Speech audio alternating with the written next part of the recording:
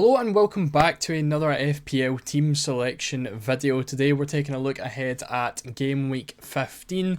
Obviously we're just off the back of our midweek fixtures, which did have a lot of rotation involved in there. I think there was about 8 or 9 popular players who did either end up on the bench or just not in the squad whatsoever. So for me, on, I believe it was Tuesday night or Wednesday night, I was feeling pretty lucky about myself. All of my players were playing.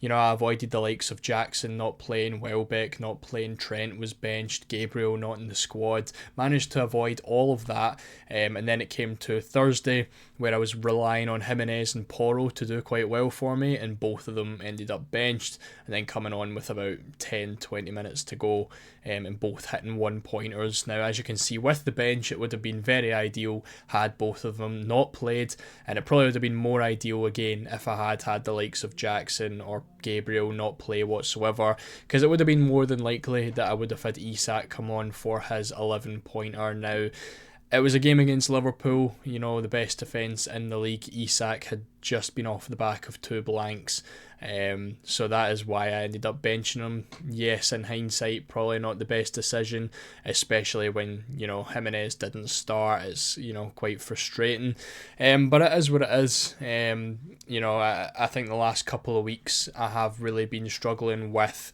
players on the bench getting a ton of points, you know, but what else can you do? You know, at the end of the day, I don't really feel like it's been bad decisions. Isak at home against Liverpool isn't, you know, a shocker, you know, like must start kind of player. Porro a couple of weeks ago, a 14-pointer against Man City away from home, and then once again you bring him back into the squad and he doesn't play, or he hits a 1 or 2-pointer as he has basically done for the entirety of the season. So not ideal.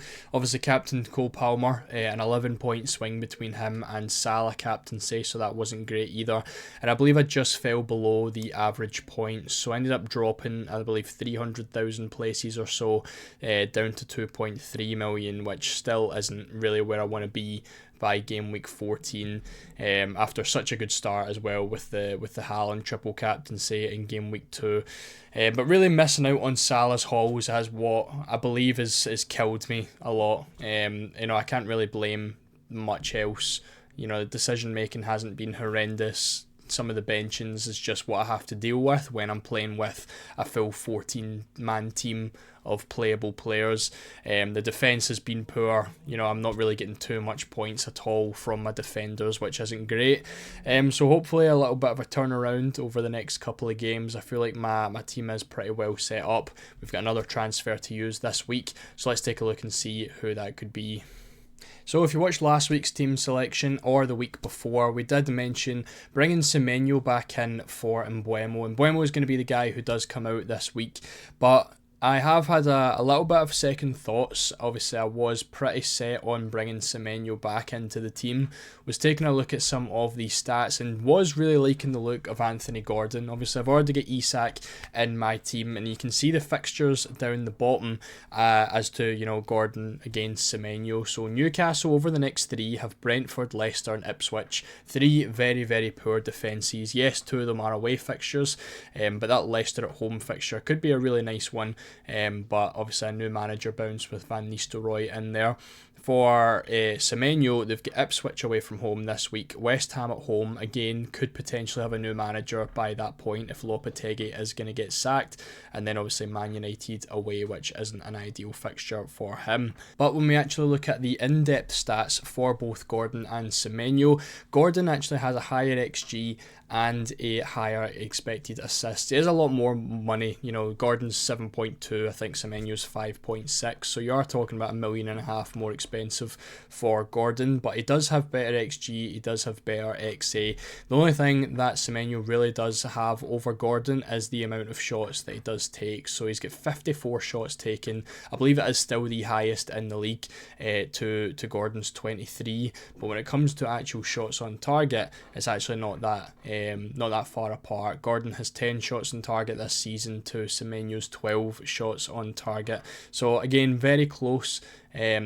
for those shots and targets, so it's not really making too much of a difference. Big chances created as Gordon, who has more with 8 to Semenyo's 6, and then essentially the same, big chances 8 to 6, and then for big chances created, Semenyo has 1 extra. But the thing that does very much pull me to Gordon is those next 3 fixtures. I think they are a lot better than Semenyo's, and I think Gordon's a little bit more capable of a better haul. Newcastle are obviously on paper a much better side than Bournemouth are, and I think Newcastle could score a lot more goals in the 3 fixtures, so it is a bit of a short-term option for the next 3, going for Gordon. But I do quite like the move, obviously sitting at 2.3 million as well. I'm needing to go a little bit more differential, and I think Semenyo is going to be a bit more popular than Gordon is over the next few. So with that being said, the transfer I'm going to make this week is Mbeumo down to Gordon. It saves me 0.2 million. They're essentially the same price. But other than those two, there's not really any midfielders that are jumping out at me too much. I think Rodgers is an easy keep at the minute. Obviously we've got Salah, Palmer and Saka in there. So that other midfielder spot is a little bit of a struggle when trying to pick someone. So I'm going for Gordon as a little bit of a punt over the next 3 weeks. Hopefully he's going to be the guy who does pull me out of the hole that we're in at 2.5 million, and he can pick up a couple of goals over the next 3 weeks. Now, before we go any further, there is a rumour of there has been reported that there's going to be a storm hitting Liverpool tomorrow, and there has been some rumours that the Liverpool and Everton match could be cancelled or postponed. Obviously it's the early kickoff as well, so supposedly we are going to know well in advance of the deadline, so that is obviously good news. But from this tweet which Liverpool put out this evening, it does look as though they are expecting it to go ahead. Obviously expecting extra travel time for supporters, so they are expecting the game to play, but it's just something to make sure you keep an eye out, especially if you are going to be captaining Salah this week. It is what my plan is to do. Definitely set a vice captain this week. It is something that a lot of people neglect, but definitely look to set a vice captain just in case this game does get cancelled. But just something to keep in mind, a little bit extra if you do have a lot of Liverpool or Everton players. So I'm still going to be sticking the armband on Salah. Again, we'll wait right up until the deadline before confirming that.